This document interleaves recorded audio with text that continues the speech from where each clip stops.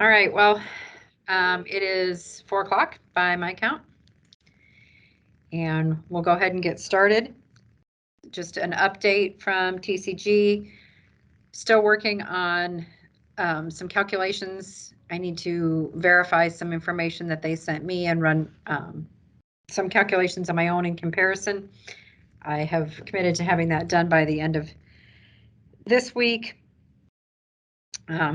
Hoping to use spring break week. I'm hoping it's quiet.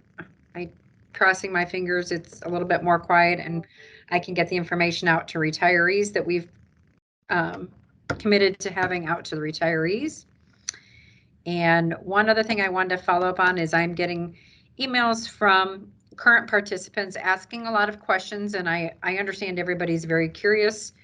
And I guess the only thing I really have to share there is I don't know the answers to a lot of those questions right now. So when people are asking specific questions of what will mine look like, or what would happen if I did this, or what would happen if I did that, unfortunately, I don't have those answers until I see what they're proposing.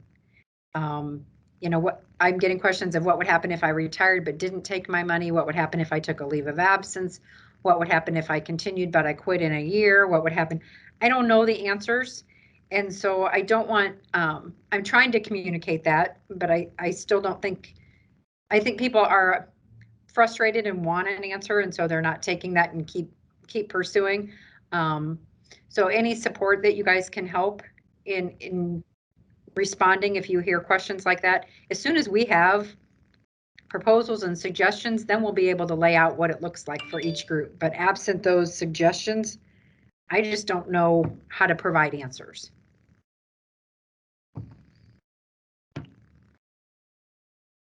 And that's really about all I have.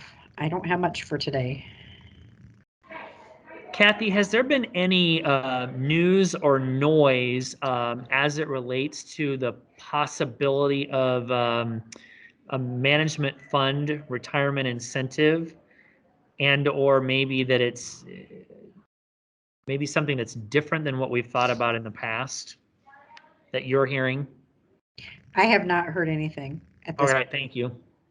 Blake, I guess I can give an update just because literally Josh just met with Tom. His goal was to have something worked out with Shashank by the end of this week, but that is not going to be obtainable. And so I think the week after spring break, when they meet on that Wednesday, so what, 2 weeks from today, they hope to have something lined up. But he said he's working with Shashank, and that took it to believe that Susie and Kathy probably don't know any more than I know. So. Yep. Is there any questions from anybody in the group? So just basically, the phase 2 group, we just, like everybody else, we wait until phase 1 is discussed and decided on before we talk about retired people? I think it's a two-step approach. Phase 1 is Right. the actives and phase 2 is the retirees. Right. Whatever the recommendation and then accepted path of action is for phase 1 will in part direct the discussions for phase 2. So if phase 1 keeps, for example, if phase 1 shuts the plan down and everybody exits the plan, it's different than if phase 1 keeps everybody in the plan and we do a supplemental plan. That changes what we might do for retirees. So I think we need to determine the action for the actives. I'm not saying that we can't, as soon as we determine what that action is, start working on phase 2. We don't have to implement phase 1 before we start talking about phase 2. But I think we at least need to have a path. And with the consideration of how is phase 1 going to affect phase 2 people? I mean, you know. Right. I think yes, phase 1 definitely will have to, as we discuss their recommendations, it won't be in a silo of just actives. It's going to be, if we do phase 1, what does it do for the whole plan? Now, Correct. we won't take action on phase 2 until we make the decisions on what we're going to be doing with the actives. Right. Always with consideration, I would hope, with what effect that has. I mean, they kind of go together, but yet I understand phase 1 goes first, but I hope always with the consideration of, so if phase 1, they do this, what effect is that going to have on the retirees? Right. Okay.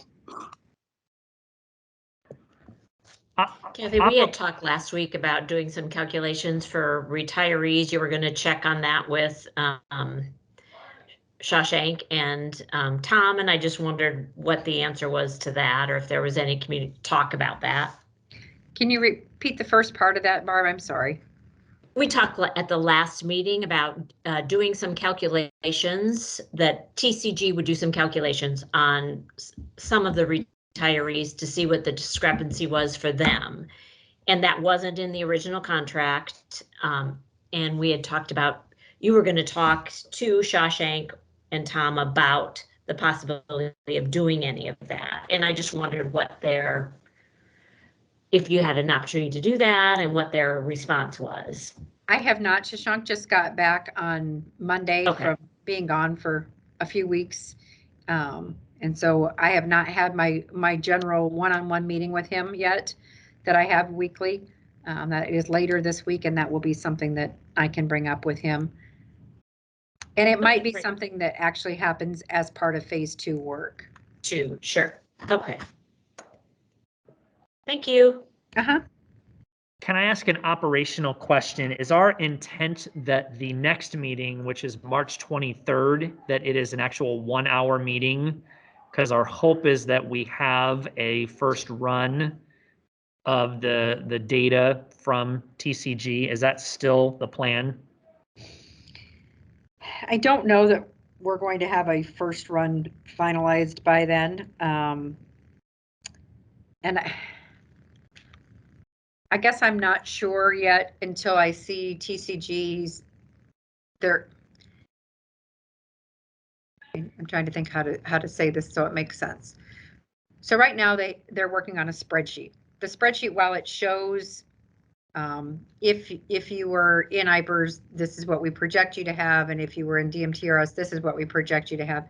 It doesn't have any recommendations behind it, and I think we need that piece before we meet as a whole group, because I don't want to present everybody with the spreadsheet and everybody coming up with what their own recommendations are.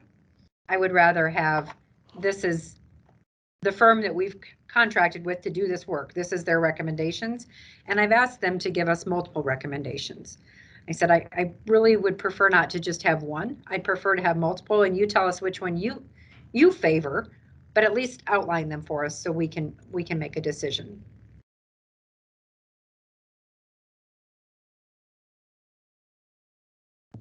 So Kathy, would you be able to send out an email to the advisory committee regarding if that's going to happen on the 23rd or not?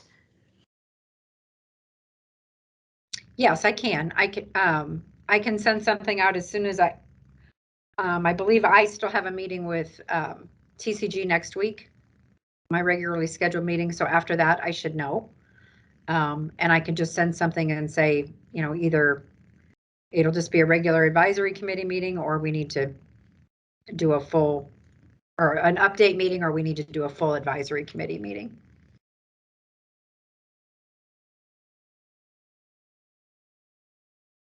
Does that sound good? Yeah, appreciate that. Thank you. Yep. All right. Well, if nobody else has anything, I'm not going to keep everybody. All right. Thank you for your time, and Bye, everybody. let me know if you have questions. Thanks.